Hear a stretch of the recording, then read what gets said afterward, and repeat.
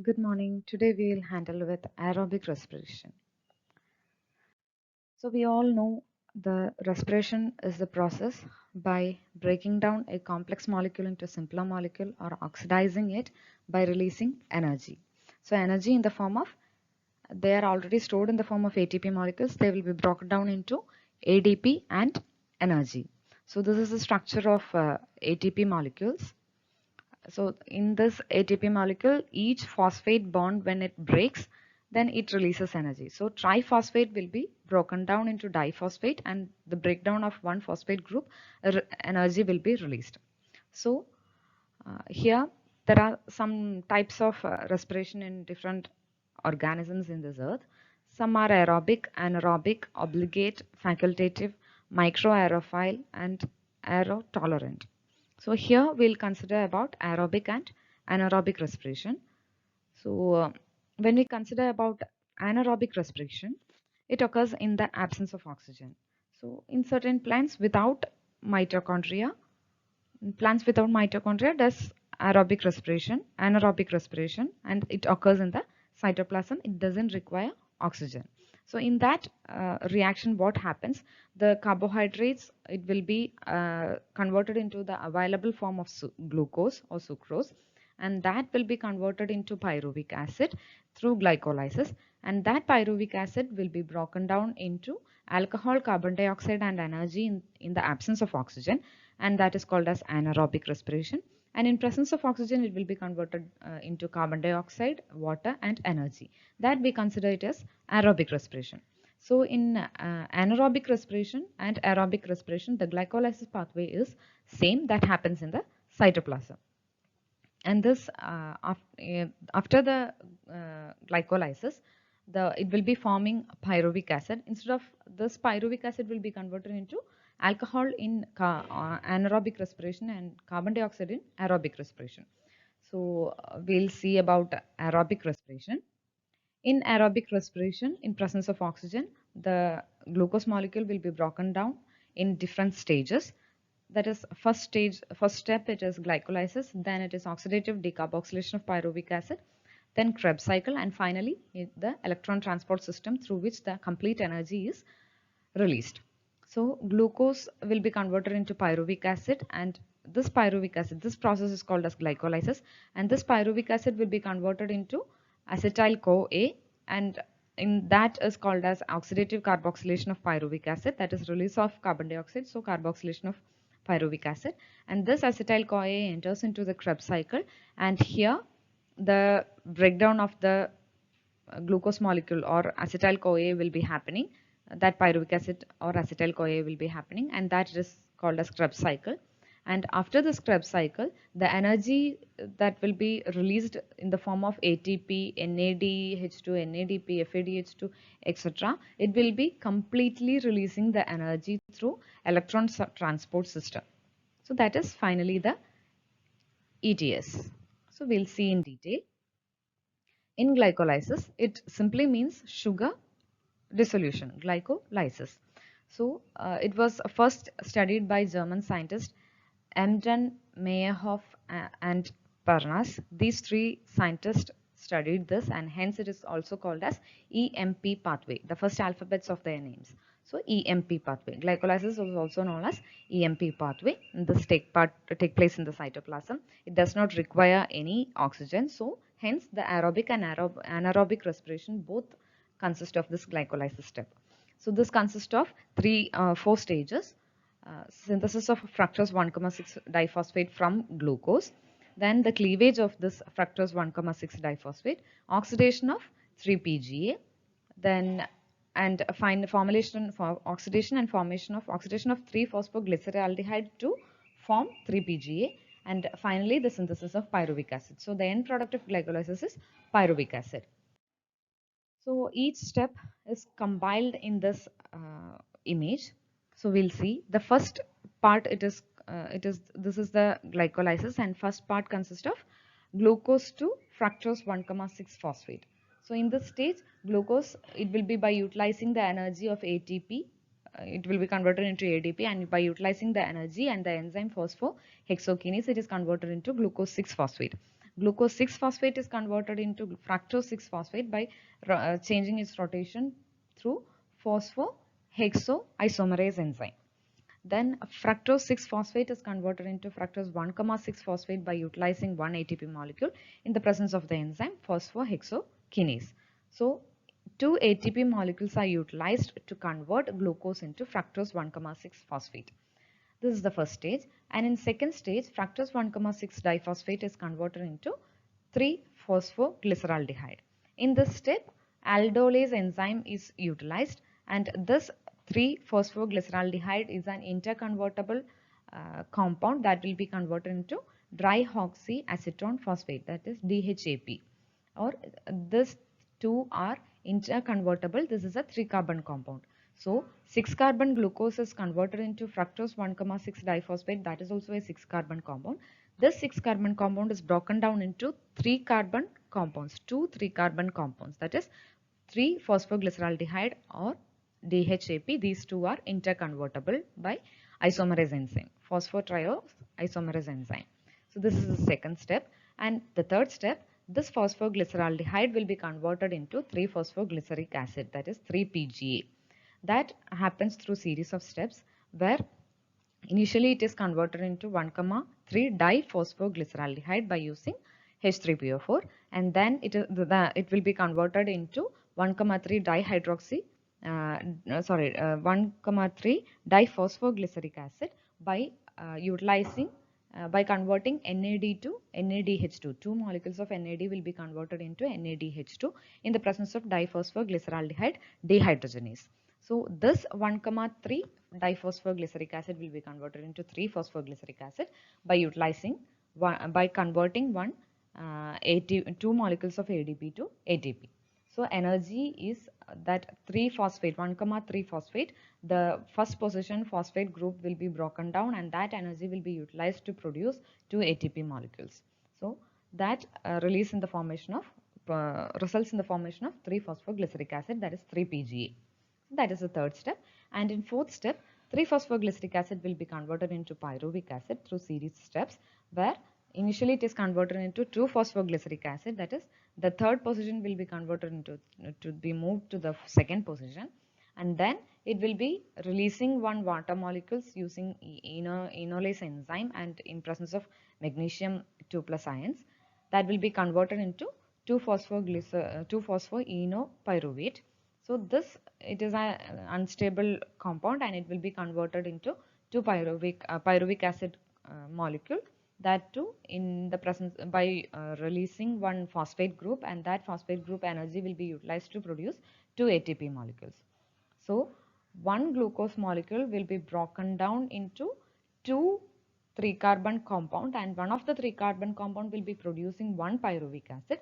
Hence the second 3-carbon compound will be producing another pyruvic acid. So one glucose will be broken down into two pyruvic acid compound. So in this process, two ATP molecules are utilized, and here 4 ATP molecules are produced and two NADH2 molecules are produced. So here initially the energy is utilized, but later the energy is released in its higher rate. As a summary of glycolysis, two molecules of pyruvic acids are produced from one molecule of glucose. 4 ATP molecules are produced in stage 3 and 4, but 2 ATP molecules are utilized in initial stages. Hence, the net gain will be 2 ATP molecules. 2 NAD molecules are converted into 2 NADH2 molecules, which are to be later oxidized in electron transport chain, where one NADH2 molecules will be producing 3 ATP. So, 2 NADH2 molecules will be producing 6 ATP molecules. Hence, totally in aerobic respiration, 2 ATP molecules from net gain and 6 ATP molecules from NADH2 will be produced, and totally the net output will be 8 ATP molecules. But in anaerobic respiration, 2 ATP molecules alone will be produced, where the initial part, the first stage alone will be taking place in the anaerobic respiration, that is in the cytoplasm, and hence it is a reduced ATP production will be seen in anaerobic respiration. Here the energy will be stored in the form of partially ATP and NADH2, which has to be completely released in electron transport chain. and in this process carbon dioxide is not produced, hence oxygen is also not utilized, and hence it is a this take part in both aerobic and anaerobic respiration. The next stage in aerobic respiration is oxidative decarboxylation of pyruvic acid. Here, the oxidation of pyruvic acid takes place through Krebs cycle. The 3-carbon compound pyruvic acid, it will be converted into 2-carbon compound acetyl-CoA enzyme through oxidative decarboxylation, where oxidation and decarboxylation takes place. So these are the steps in oxidative decarboxylation of pyruvic acid. Initially, 3-carbon compound pyruvic acid is converted into acetaldehyde, which is a 2-carbon compound, and 1 carbon is released in the form of carbon dioxide in the presence of pyruvic acid decarboxylase. These acetaldehyde 2-carbon compound, it is combined with TPP and it will be converted into active acetaldehyde. This active acetaldehyde in combination with lipoic acid, it will be converted into acetyl lipoic acid, and the TPP which was utilized in the previous step, it will be released and it is regenerated. Next, the acetyl lipoic acid, it will be combining with coenzyme A and it will be producing reduced acetyl lipoic acid by the release of acetyl-CoA, which is a 2-carbon compound. This 2-carbon compound enters into the next step of respiration. But this reduced acetyl lipoic acid, it will be combined with the NAD and it will be dehydrogenated to form lipoic acid, which is regenerated for the next reaction, and NADH2 molecules are produced.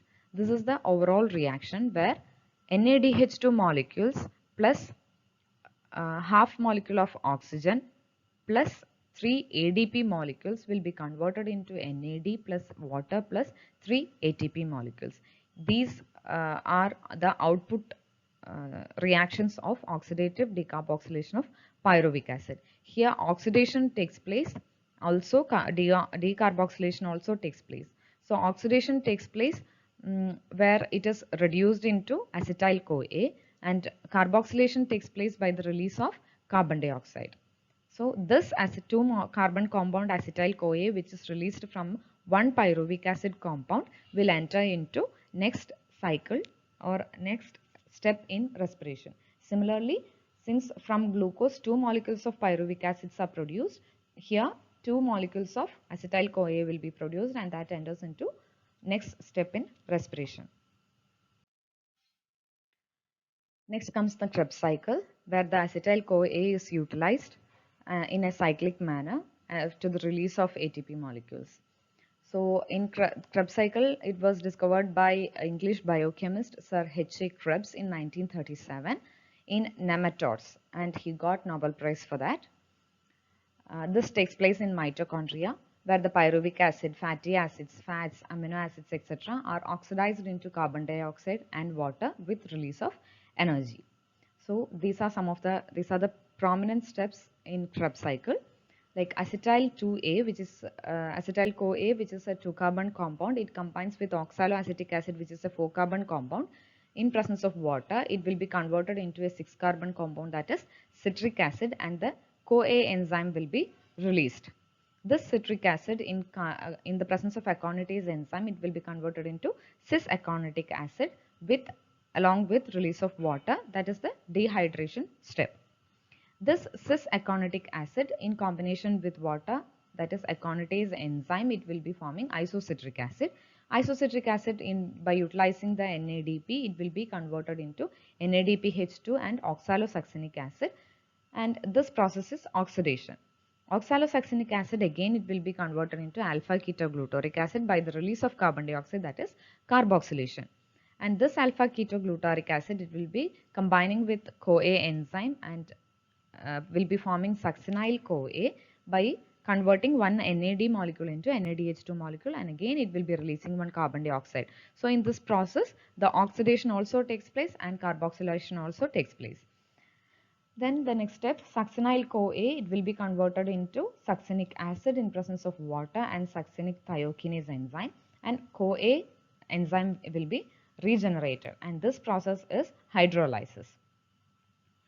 The next, here the GDP molecule, it will be combining with one phosphate group and it will be forming a one molecule of GTP molecule. One GTP molecule has the ability to produce one ATP molecule.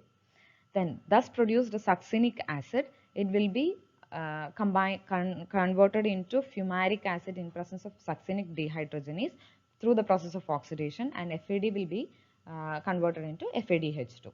And finally, the fumaric acid will be converted into malic acid, and malic acid into oxaloacetic acid, where the oxaloacetic acid is regenerated and NADH2 molecule is produced. So these are the final steps where oxaloacetic acid is regenerated, and this regenerated oxaloacetic acid will be going and combining with another acetyl-CoA enzyme, and the cycle continues.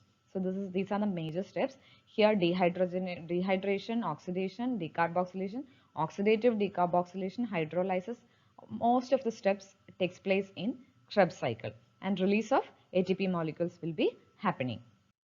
So this image is the overall reaction of Krebs cycle, where pyruvic acid, fat, proteins are converted into acetyl-CoA, and acetyl-CoA is absorbed or accepted by oxaloacetic acid, converted into citric acid, then to cis-aconitic acid, then to isocitric acid, then to oxalosuccinic acid, then into alpha-ketoglutaric acid, then to succinyl-CoA, succinic acid, then fumaric acid, then malic acid, and then oxaloacetic acid is regenerated. During this process, what happens is 3 ATP molecules are produced. Then here ATP molecules, these yellow stained things all are ATP molecules that are produced. So overall the net gain is 2 molecules of NADH2 molecules are produced, 2 molecules of FADH2 molecules are produced, and 2 molecules of GTP are produced. Since one pyruvic acid takes part in one Krebs cycle, from glucose 2 pyruvic acids are produced, and 2 pyruvic acids will be giving the overall net result of 18 ATP, 4 ATP, and the next step it is 2 ATP molecules. So overall totally it is 24 ATP molecules from Krebs cycle. So from the respiration, overall respiration, glycolysis it is, aerobic respiration it is 8 ATP, and in anaerobic respiration 2 ATP, and the anaerobic respiration ends there. Then aerobic respiration, glycolysis step it is 8 ATP, oxidative decarboxylation of pyruvic acid it is 6 ATP molecules. Krebs cycle it is 24 ATP molecules. So overall a total of 38 ATP molecules are produced, where the initially 2 ATP molecules are produced in cytoplasm, and in mitochondria it is 38 minus 2, that is 36 ATP molecules are produced in mitochondria. So in respiration takes part in partially cytoplasm and mitochondria. In mitochondria it is 36 ATP, and 2 in cytoplasm, totally 38 ATP are produced. So oxaloacetic acid is the receptor molecule for Krebs cycle, and the carbon dioxide production take place in oxidation of pyruvic acid in step 5 and step 6. That indicates that 3 carbon compound is completely oxidized. So 6 carbon compound glucose is broken down into a 3 carbon compound, 2 molecules of 3 carbon compound. In each cycle, in step 5 and step 6, totally carbon dioxides are removed, and this indicates that completely 3 carbon compound is oxidized, and 3 carbon dioxide molecules are released. Hence, complete oxidation of glucose takes place in the respiration process. So glucose is converted into 2 pyruvic acid, releasing 6 carbon dioxide, NADH2 molecule, FADH2 molecule, and ATP molecules. Since the Krebs cycle include both anabolic and catabolic process, the respiration is also known as amphiolic process.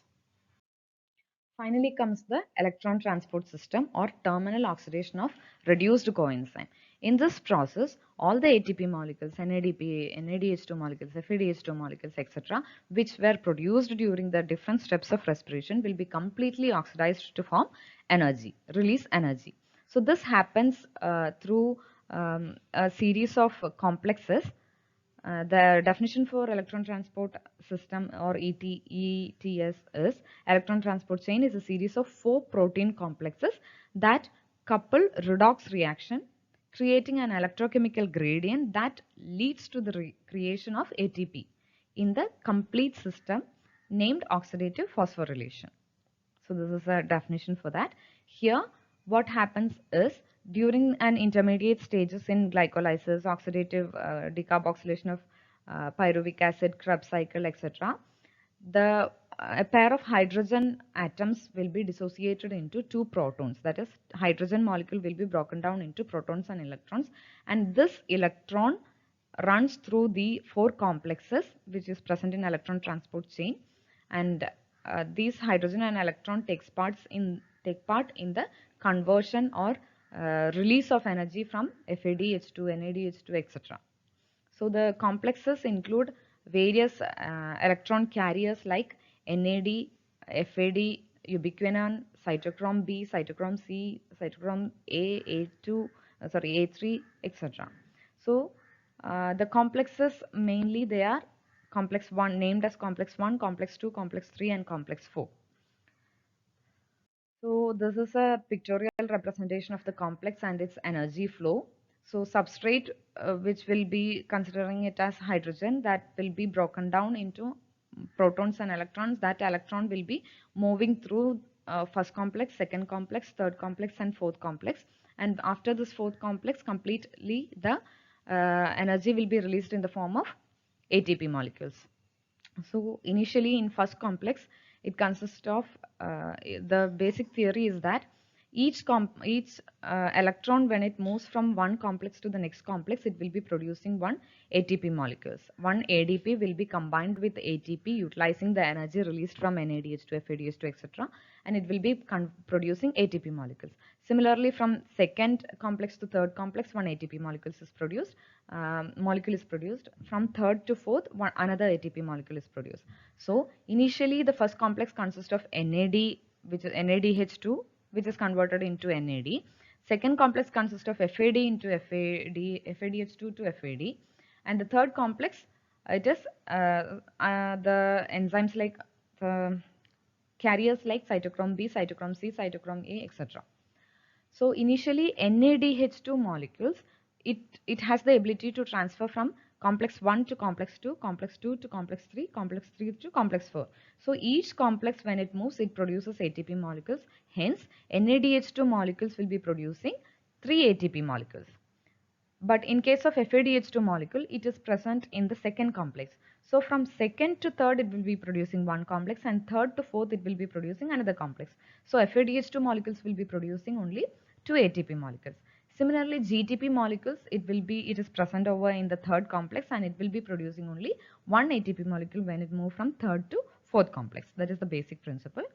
And the hydrogen, the proton that is released from the hydrogen atom, that will be combining with the oxygen molecules that is present in the cell, and it will be converting into water molecule. So this is the overall mechanism of conversion of the stored energy in the form of NADH2, FADH2, GTP into ATP molecules. So here is a visually seen how the ATP molecules are produced. Here, this is the first complex, this is the second complex, this is the third complex, and this is the enzyme ATPase. So from each complex, when it moves, the ATP molecules are produced for the next. So first, second and third, 3 ATP molecules will be produced from NADH2. In second case, it is FADH2. So from FADH2, 1 and 2 molecules will be produced, and GTP, only 1 ATP molecules will be produced. So here is the electron transport chain. This is the ATPase enzyme. So one hydrogen carrier, example NADH2, NADH molecules, it will be releasing electron and hydrogen. That electron will be passing through all these electron carriers, and through a proton pump, the hydrogen from this inner side, it will be outer side, it will be moving towards the inner side. Then it will be combining with ADP molecule, and it will be forming ATP inside using the ATPase enzyme. So NADH2 will be producing 3 ATP molecules as shown in the image, and half molecule of water will be combining with this hydrogen and electron, and it will be oxygen will be combining with hydrogen and electron to form water molecule. This is repeated for all the cases in each complexes, and thus the ATP molecules are released. So in this, there are steps like generating a proton motive force, ATP synthesized via osmosis, and reduction of oxygen. So generating proton motive force from NADH2 or FADH2, hydrogen will be releasing electrons and protons that will be creating an proton motive force, and thus the ATP molecules will be the energy electron will be moving from one complex to the next complex, and proton will be moved from one side of the membrane to the other side of the membrane of the matrix. Then ATP synthesis happens through ATPase enzyme. As we saw, from one complex to the next complex, when it moves, it will be producing ATP using ATPase synthase enzyme. And finally, the reduction of oxygen by combining with the electron and proton, that is hydrogen plus, it will be producing one water molecule. So overall of aerobic respiration,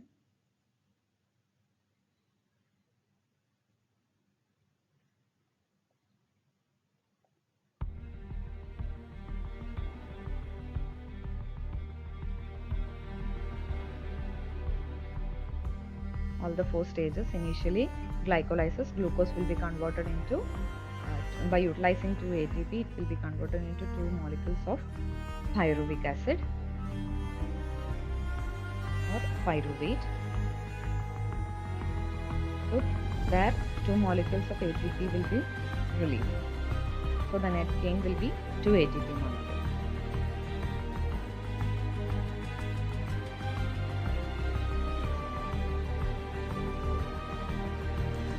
Next step, it is a linked reaction where pyruvate is converted into acetyl-CoA by utilizing CoA enzyme and releasing of carbon dioxide. In this case, NADH will be produced.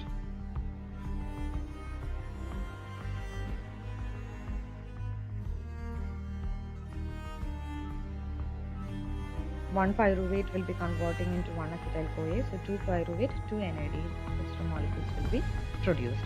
Next is the Krebs cycle, where the acetyl-CoA enters into the Krebs cycle, which is a 4-carbon acceptor is oxaloacetic acid, and it will be converted into 6-carbon compound, and then again back to 4-carbon compound by releasing 2 molecules of carbon dioxide.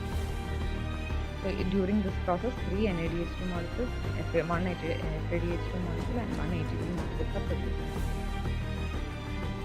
Since it occurs twice on one glucose molecule, it is double. 2 AGP, 6 NADH2 and 2 FADH2 molecules. Finally, the electron transport chain. It will be broken down into electron and hydrogen, and electron passes through the complexes 1, 2, 3 and 4, and during each passage from one complex to next complex, it will be producing ATP molecules, and finally the electron and hydrogen atom, hydrogen proton combines with oxygen to form water molecules. So during this reaction, 4 ATP, 6 ATP and 18 ATP and 4 ATP, totally the ATP molecules produce, the inputs and output comparing with the output, totally the production of ATP molecules is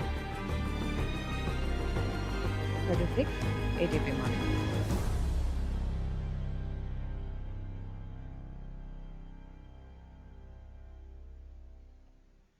Finally, the end of aerobic respiration is glucose. In presence of oxygen, it will be converted into 6 carbon dioxide, 6 water molecules and 36 ATP molecules. Finally, based on the respiration, the respiratory quotient can be analyzed, where it is the ratio between the volume of carbon dioxide given out and the amount of oxygen consumed. So in each reaction, we can calculate the respiratory quotient. So in aerobic respiration, if we consider the volume of carbon dioxide evolved and oxygen consumed is same. 6 carbon dioxide is utilized and 6 oxygen is 6 oxygen is utilized and 6 carbon dioxide is released. This has a small error, and respiratory quotient for oxygen to carbon dioxide, it will be 1. In case of aerobic respiration, it is like carbon dioxide evolved is 2 and oxygen consumed is 0. So the respiratory quotient becomes infinite. These respiratory quotient can be considered for various organisms and it can be analyzed. And finally, the significance of respiration: produces energy that is essential for the functioning of a living organism. Then provides cell with amount of oxygen and expel of carbon dioxide. It is a continuous process that takes part in throughout the life.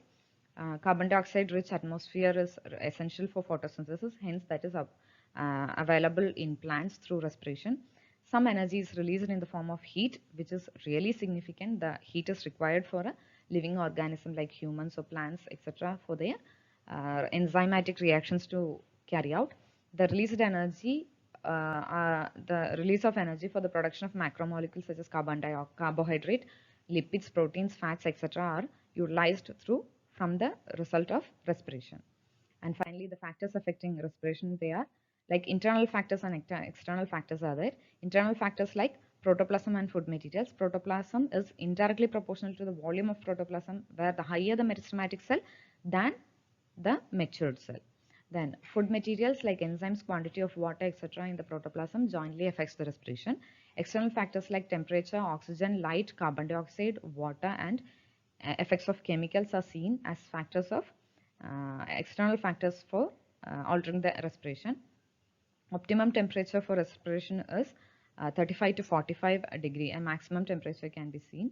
And oxygen, 20.8 to 8% of oxygen is seen in the atmosphere, and normal respiration happens in 2 to 4% of oxygen itself. Then light, increased light is an optimum and allows for stomatal opening, and maximum exchange of gases takes place, and hence the respiration rate will be higher. Carbon dioxide, the rate of carbon dioxide decreases with the increase of oxygen. Then water, protoplasm becomes inactive in the absence of water. Hence the rate of respiration increases with increase of water. Effects of chemicals like various chemicals, cyanide, carbon monoxide, etc., reduces or inhibits the cell activity, and hence the respiration rate will also be respectively to these chemical compounds. Thank you.